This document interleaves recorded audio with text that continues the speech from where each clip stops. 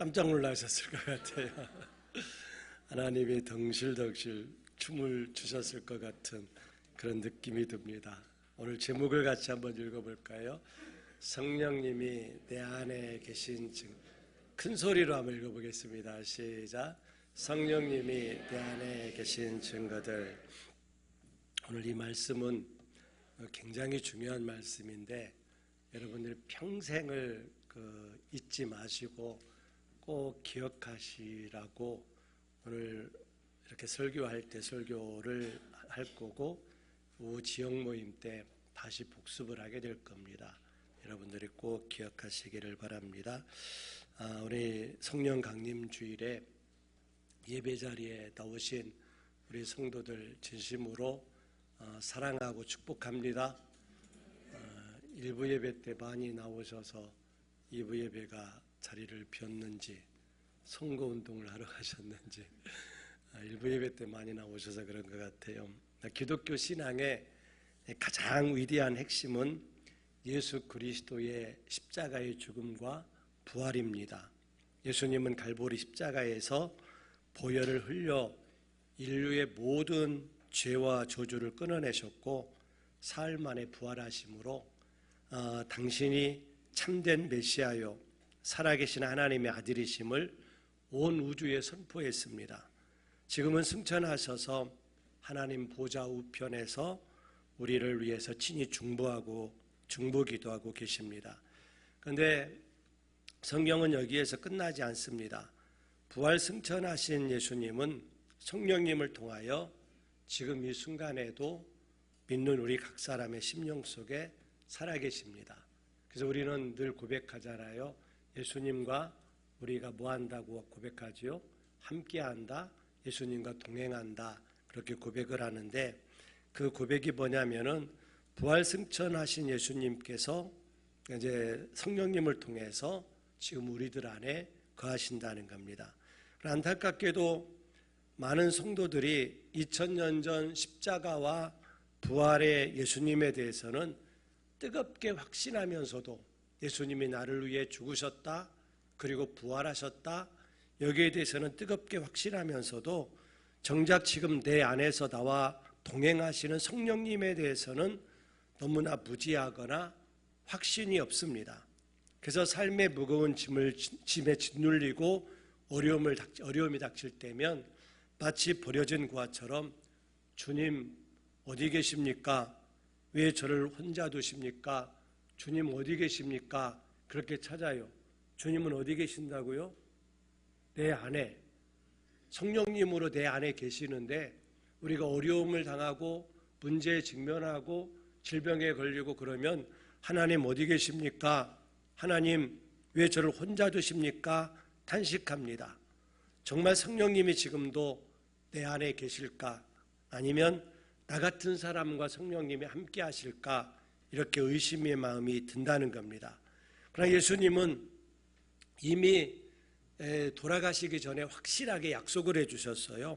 뭐라고 약속을 해주셨느냐면 요한복음 14장에 보면 내가 너희를 고아와 같이 버려두지 아니하고 너희에게로 오리라.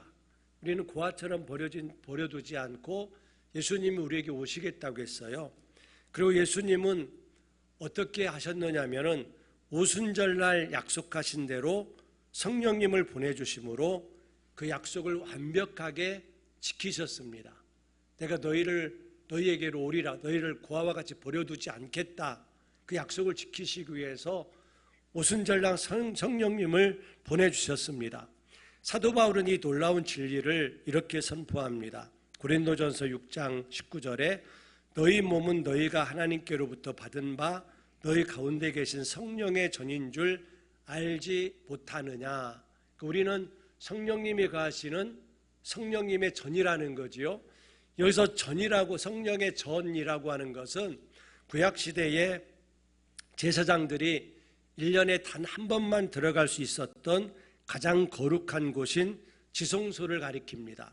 그런데 이는 성령님께서 돌로 된 성전을 떠나 이제 믿는 자의 몸을, 우리들의 몸을 지성소로 삼아 거하신다라고 하는 그런 구원사적인 선언입니다. 분명히 말씀을 드립니다. 예수 그리스도를 나의 구주로 믿고 고백하는 사람이라면 누구나 예외 없이 성령님이 함께 하시는 줄 믿습니다. 그래서 아무리 힘들고 어려워도 하나님 어디 계셔요? 라고 찾으면 돼요, 안 돼요? 어디 계시니까? 나와 함께 계시니까. 근데 여러분들은 하나님이 안 계신 것처럼 자꾸 하나님 찾잖아요. 내가 힘들면 하나님 어디 계시냐고. 하나님은 우리와 함께 하십니다. 이것은 우리의 감정이나 느낌의 문제가 아닙니다. 내 감정이 어떤 때는 하나님이 함께 계신 것 같고 내 느낌이 어느 때는 하나님이 나와 함께 하신 것 같고, 이런 감정이나 느낌에 달린 문제가 아니라 변하지 않는 하나님의 말씀이 보증하는 진리입니다. 그렇다면 성령님이 내 안에 계신 것을 어떻게 알 수가 있을까요? 중요한 원칙이 있습니다. 성령님의 임재를 감성적인 체험이나 신비한 현상으로만 확인하려 해서는 안 된다는 겁니다. 우리의 감성으로, 감정으로, 어떤 신비한 어떤 체험으로만 성령님이 함께 하신다, 이것을 우리가 확인하려 해서는 안 된다는 겁니다. 물론 성령님은 기적도 행하시고 질병도 고치시고 방언도 하게 하시고 또 입신도 하게 하시고 여러 가지 환상도 보게 하시고 때로는 뜨거운 감동과 눈물도 주십니다. 이런 체험들은 우리의 신앙생활에 큰 활력이 되기도 합니다. 그러나 체험은 우리를 도와줄 수도 있지만 때로는 우리를 속일 수도 있습니다. 감정은 변하기 때문입니다. 성령님은 분명히 우리 안에 계시는데도 감정 상태에 따라서 마치 계시지 않은 것처럼 느낄 때가 있다는 겁니다. 우리의 감정이 다운되거나 우리 감정이 우울증에 우리가 걸려서 우울감이 극도에 달하거나, 그러면 우리 감정에 따라서 나 혼자인 것 같고 하나님이 나를 버리신 것 같이 그렇게 느낄 수도 있습니다. 더욱이 사탄도 거짓 기적과 거짓 체험으로 사람들을 미혹할 수 있습니다. 그래서 예수님은 그들의 열매로 그들을 알지니라고 하셨습니다. 오늘 성령 강림절을 맞이하여 성령님이 내 안에 계신 증거들이라는 제목으로 말씀을 전하려고 합니다. 변하지 않는 하나님의 말씀을 기준으로 확실한 증거들을 살펴보겠습니다. 오늘 말씀을 통해서 성령님이 내 안에 계신다, 따라서 하겠습니다. 성령님이 내 안에 계신다. 크게 한번 하겠습니다. 시작.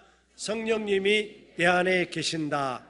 이 사실이 여러분에게 지식이 아니라 확신이 되고 여러분에게 실제가 되고 더 이상 의심하지 않게 되기를 축복합니다. 그래서 아무리 어려워도 예수님 어디 계십니까? 그러면 맞아요, 틀려요? 예수님은 어디 계신다고요? 내 안에 계십니다. 그래서 여러분이 분명히 확신하시고 의심하지 마시기 바랍니다. 오늘 설교 이후에는 그런 의심을 가지면 절대로 안 됩니다. 그리고 담대하게 살아가는 우리 복된 평화동교회 성도들이 되시기를 바랍니다. 지금부터 성령이 증거하는 확실한 증거들을 살펴보겠습니다. 성령님은 예수님을 주님으로 고백하게 하십니다.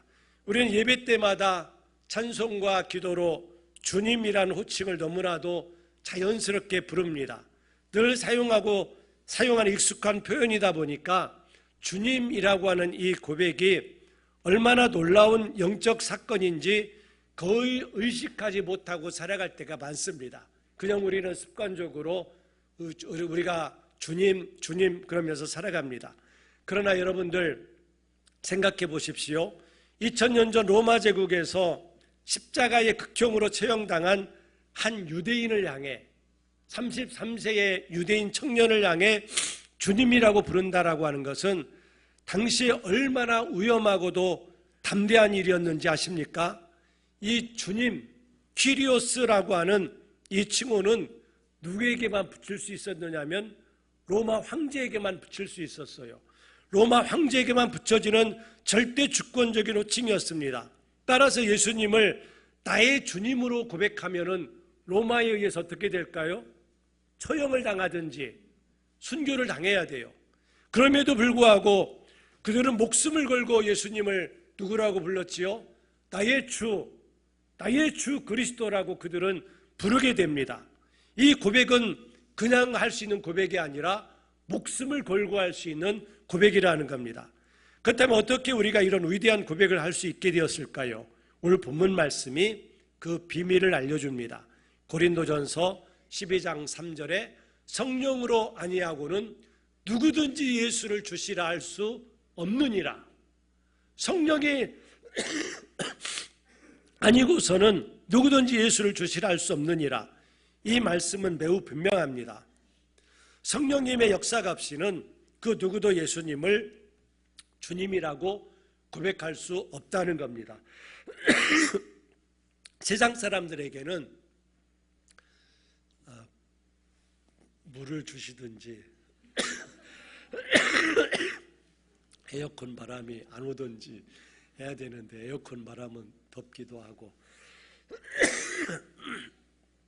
세상 사람들은 예수님을 기껏해야 세계 4대 성인 중 한 명이거나 훌륭한 종교 지도자라 그렇게 인정합니다. 그러나 여러분 지금 이 자리에서 마음 깊은 곳으로부터 예수님은 나의 구주이시며 나의 주님이십니다라고 진실하게 고백할 수 있다면 그것은 여러분의 지식이나 의지의 결과가 아니라 성령님께서 내 안에서 예수님을 주님이라고 고백하게 하시는 그런 그 마음의 문을 열어주셨기 때문입니다. 이 고백 자체가 바로 성령님이 여러분 안에 계신 증거라고 하는 사실을 여러분들은 기억하시기 바랍니다. 두 번째 증거는 더욱더 감격을 우리들에게 안겨다 줍니다. 그 로마서 8장 15절 16절 말씀을 보면은 너희는 다시 무서워하는 종의 영을 받지 아니하고 감사합니다. 무서워하는 종의 영을 받지 아니하고 양자의 영을 받았으므로 우리가 누구라고 부른다? 아빠, 아버지라고 부르짖느니라. 여기서 아빠라고 하는 말은 아람어로 아바를 그대로 옮긴 것으로 어린아이가 아버지를 가장 친밀하게 부를 때 뭐라고 부르지요? 아버님이라고 부르나요? 아빠라고 그렇게 부르지요. 그 칭호입니다. 전능하신 창조주 하나님을 이처럼 친밀하게 부를 수 있다는 것 자체가 이미 우리들에게는 엄청난 은혜입니다. 그런데 왜 사도 바울은 양자의 영이라고 표현을 했을까요? 당시 로마법에서 양자가 되면 이전 가문의 모든 빚과 의무에서 완전히 해방이 되고 동시에 새 아버지의 모든 권리와 유산을 합법적으로 상속받게 됩니다.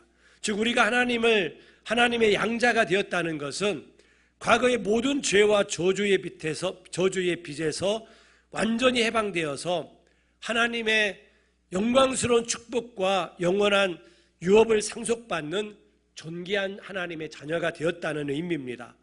반면에 성령을 받지 못한 사람들은 그들도 하나님의 존재 자체를 인정할 수는 있습니다.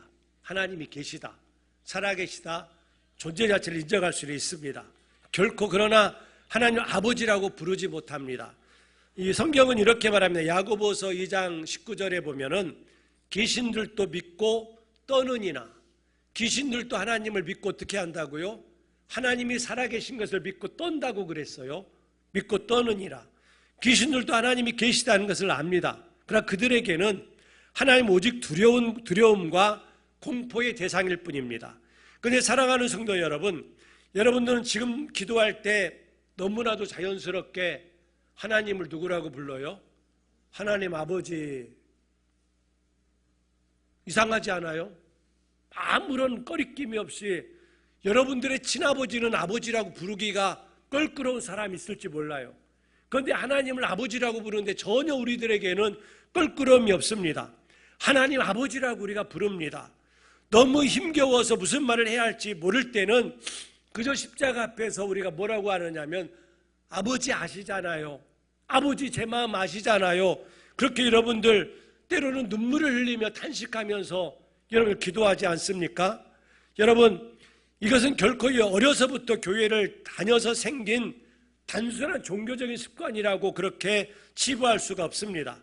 바로 여러분 안에 계신 성령님께서 너는 하나님의 사랑받는 자녀라라고 친히 증언해 주시며 그 크신 하나님을 담대히 아빠, 아버지라고 부르짖게 하시는 생생한 역사입니다. 하나님을 아버지라고 부를 수 있다는 것, 그 자체가 바로 성령님이 내 안에 계신 확실한 증거입니다. 혹시 우리 성도들 중에 하나님 아버지 이것이 두렵고 어색한 분 계십니까? 남의 아버지인데 내가 왜 아버지를 그렇게 부를까? 그런 분 계셔요? 안 계시잖아요. 우리 안에 성령님이 계시기 때문에 우리는 자연스럽게 하나님을 그렇게 아버지라고 부르는 거예요. 세상 사람들은 이 땅이 전부인 줄 알고 살아요. 그래서 성공과 돈과 명예와 쾌락의 모든 것을 걸게 됩니다. 이 세상이 전부이니까요. 죽으면 끝이라고 생각하기 때문에 지금 보이는 것들에만 매달립니다. 그러나 성령의 사람들은 다릅니다. 성령님이 내주하시는 사람에게는 이 세상을 뛰어넘는 영원한 하늘나라의 소망이 있습니다. 하늘의 소망이 있어요. 그래서 로마서 15장 13절에 성령의 능력으로 소망이 넘치게 하시기를 원하노라, 그런 말씀이 있지요. 여기서 이 소망은 단순히 긍정적인 사고나 낙관주의가 아닙니다. 성령님께서 우리 안에 직접 불어넣어 주시는 하늘나라에 대한 소망이라는 겁니다. 그래서 예수 믿는 우리들에게는 하늘나라에 대한 소망이 분명히 있다는 겁니다. 내가 죽어도 천국에 간다라고 하는 하늘나라의 소망이 있어요. 그래서 비록 이 땅에 질병으로 고통을 받고 또 경제적인 어려움을 겪고 또 상처를 받는다 할지라도 우리들은 절대로 절망하지 않습니다. 모든 눈물을 닦아주실 주님이 계시고 썩지 않고 쇠하지 않는 영원한 기업이 하늘에 예비되어 있음을 알기 때문입니다. 저희 아버지도 마지막 임종을 하시기 전에 어머니에게 그렇게 말했대요. 거울을 가져와라. 거울을 이렇게 보면서 내가 이대로 하나님께 가고 싶다. 그리고 하나님께 가셨어요. 우리에게는 기본적으로 하나님 나라에 대한 소망이 있다라고 하는 겁니다. 하나님 나라의 소망을 품고 살아갈 수 있다는 것, 이것이 바로 성령님이 내 안에 계신 확실한 증거입니다. 여러분, 하늘나라에 대한 소망이 있으십니까? 분명히 믿으십니까? 내 안에 성령님이 계시기 때문입니다. 또 네 번째는 우리 영적 감각과 관련이 있습니다. 고린도전서 2장 12절에 우리가 세상의 영을 받지 아니하고 오직 하나님으로부터 온 영을 받았으니 이는 우리로 하여금 하나님께서 우리에게 은혜로 주신 것을 알게 하려 하심이라. 하나님께서 우리에게 은혜로 주신 것들을 알게 하신다. 그래서 알게 하려 하심이라라고 하는 것은 단순히 머리로 아는 것이 아니라 체험하고 실제가 된다는 겁니다. 세상의 영을 받은 사람들은 더 많은 돈, 더 높은 지위, 더 자극적인 쾌락에서만 기쁨과 만족을 찾으려고 합니다. 그러나 성령을 받은 사람들은 다른 차원에서 기쁨과 만족과 또 희망을 찾게 됩니다. 예배 중에 여러분들 은혜를 느끼신 적이 있으십니까? 하나님의 은혜. 또 말씀을 듣다가 저 말씀이 나에게 주신 하나님의 말씀이다. 그렇게 여러분들 경험하신 적이 있으십니까? 목사가 설교를 잘해야 그런 경험이 자주 있는데 그런 경험이 없으시면 그건 목사가 문제거든요. 여러분, 말씀을 듣다가 그래, 저 말씀은 나에게 주시는 말씀이야, 나를 깨닫게 하시는 말씀이구나 하면서 가슴이 뜨거워지신 적이 있으십니까? 찬양을 부르다가 주님의 사랑에 감격해서 여러분들 그 찬양에 눈물겨워서 찬양을 듣고 또 듣고 하신 적이 있으십니까? 세상 사람들이 이런 경험이 전혀 이해가 되지 않을 거예요. 그러나 여러분에게는 이것이 세상과 바꿀 수 없는 소중한 은혜의 시간입니다. 여러분 안에 계신 성령님께서 하나님의 은혜를 깨닫게 하시기 때문입니다.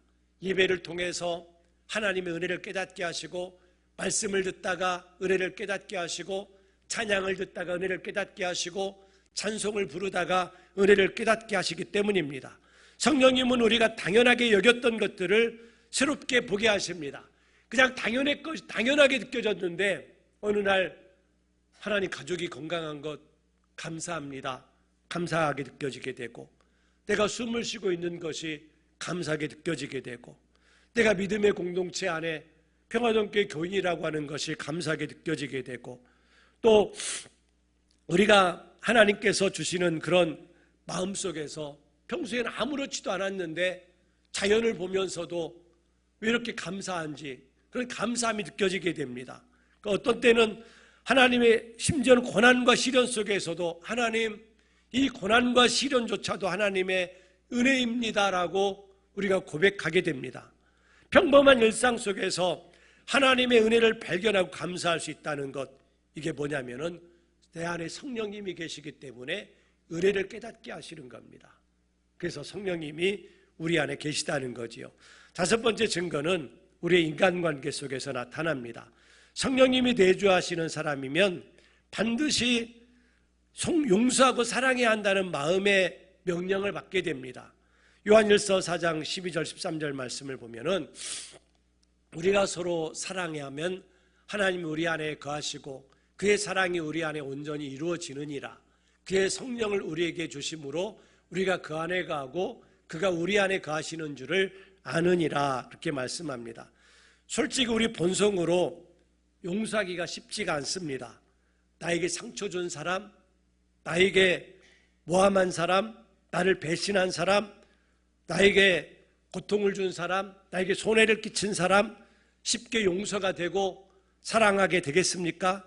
인간적으로 미워하고 복수하고 싶은 것, 몇 배로 대갚아주고 싶은 것, 이것이 자연스러운 사람의 감정입니다.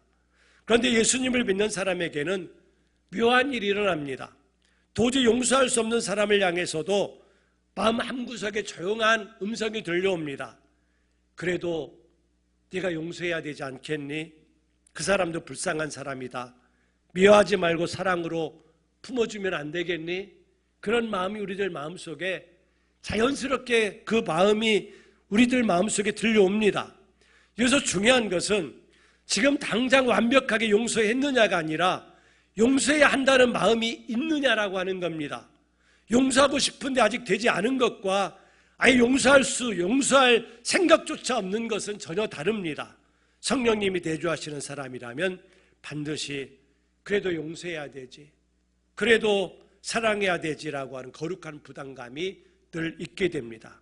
그 마음 자체가 바로 성령님이 내 안에 계신 증거라는 겁니다. 여러분 그런 마음 안 드세요? 안 드세요? 안 드는 사람 한번 손 한번 들어보세요. 예수 믿는 사람에게는 다 그런 마음이 있어요. 왜냐하면 우리 안에 성령님이 계시기 때문에 그렇습니다. 여섯 번째 증거는 우리의 양심과 관련이 있습니다. 우리 안에 계신 성령님은 우리가 어떻게 행하느냐에 따라서 기뻐하기도 하고 근심하기도 합니다. 에베소서 4장 30절 한번 읽어볼까요? 하나님의 성령을 근심하게 하지 말라. 여러분 근심하게 하지 말라라는 말은 슬프게 하지 말라, 고통스럽게 하지 말라는 뜻입니다. 성령님은 인격적인 하나님이시기 때문에 우리의 죄를 보시고 실제로 마음 아파하시고 슬퍼하십니다. 그래서 그리스도인들에게는 세상 사람들은 전혀 느끼지 못하는 그런 독특한 마음의 근심이 있다라고 말씀을 드렸지요. 예를 들면 여러분들이 하나님의 말씀에 순종하지 않았어요. 그럼 여러분들 마음에 아무런 꺼리낌이 없나요? 나 오늘 하나님 말씀 내가 알고 있는데 그 말씀 불순종해서 왠지 기뻐, 왠지 뿌듯해, 왠지 자연스러워, 그런 생각이 있나요? 그렇지 않아요.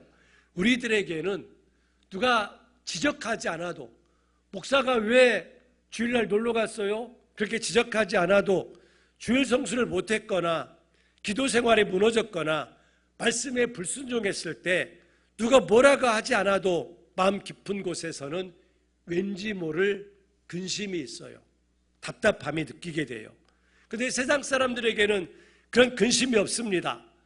내가 세상 사람들에게는 하나님의 말씀이 이렇게 기록되어져 있는데 내가 그 말씀을 오늘 지키지 못했네. 양심의 가책이 느끼네. 그럼 고민이 있을까요?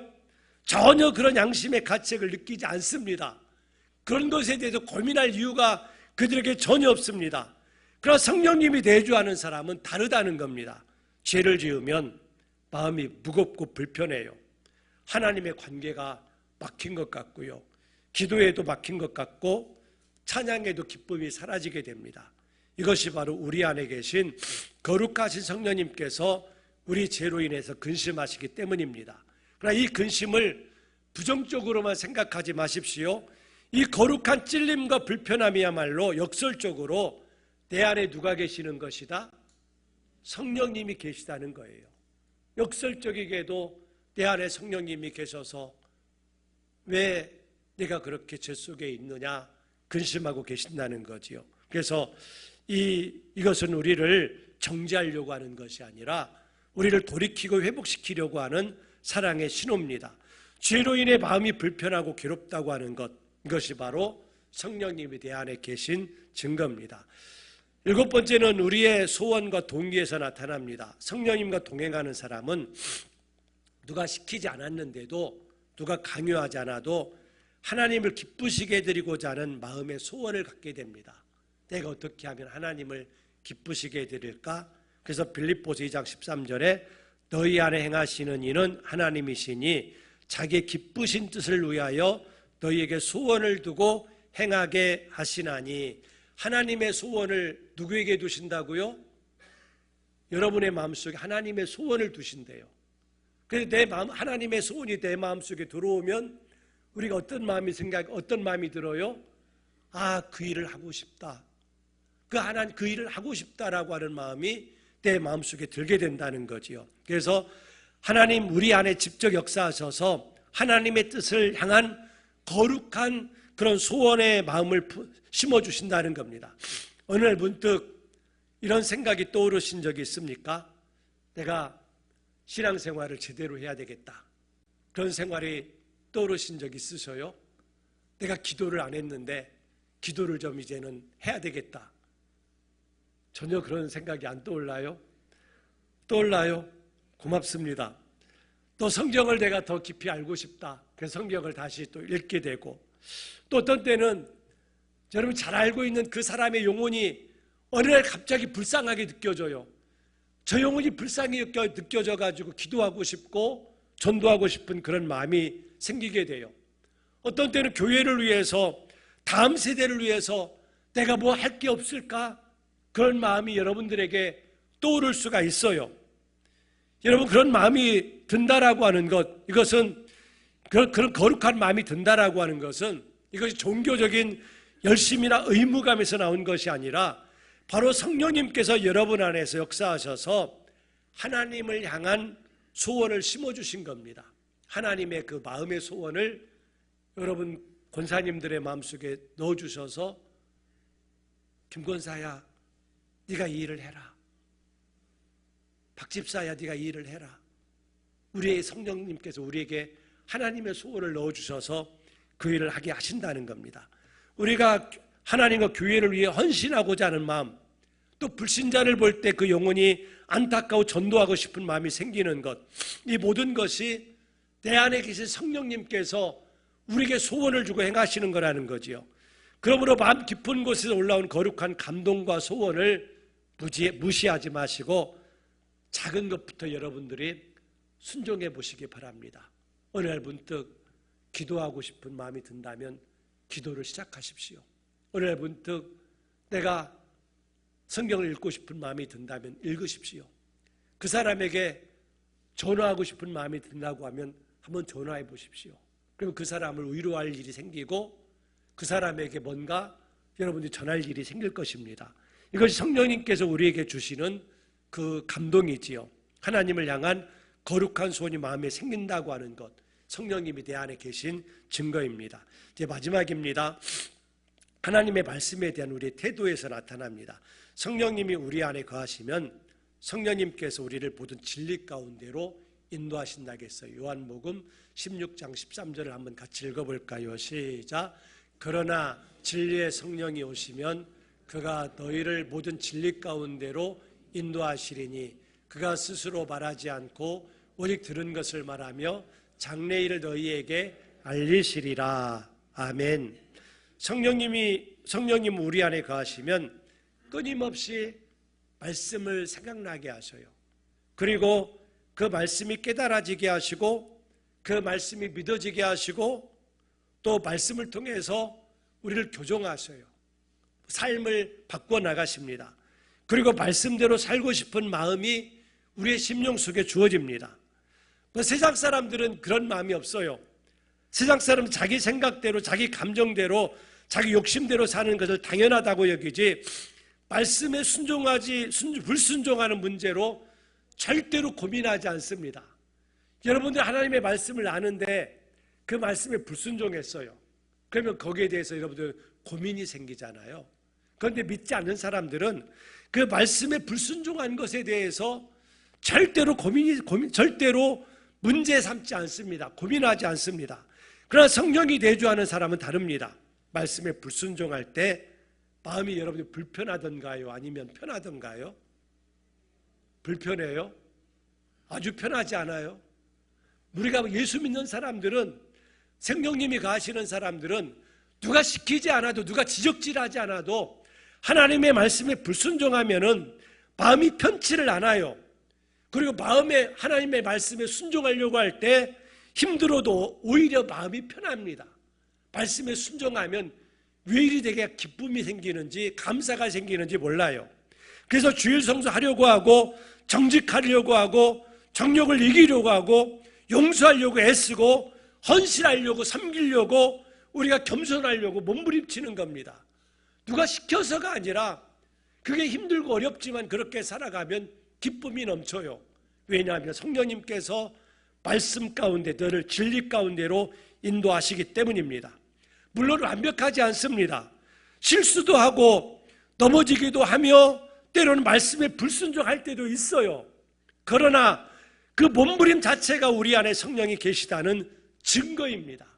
그래도 내가 말씀대로 살려고, 주일 성수하려고, 감사하려고, 내가 사랑하려고, 용서하려고 우리가 몸부림치고 애쓰고 있지 않습니까?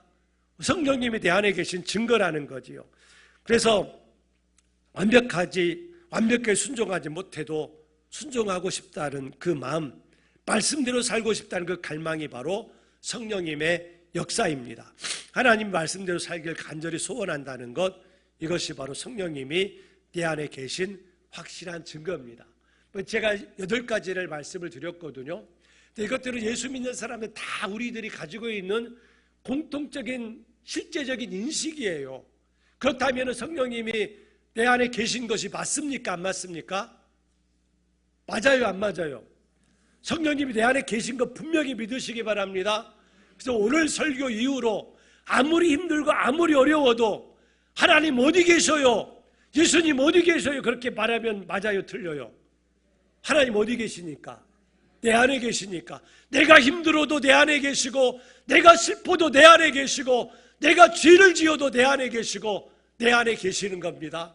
이 사실에 대해서 전혀 의심하지 마시기 바랍니다. 이제 말씀을 맺겠습니다.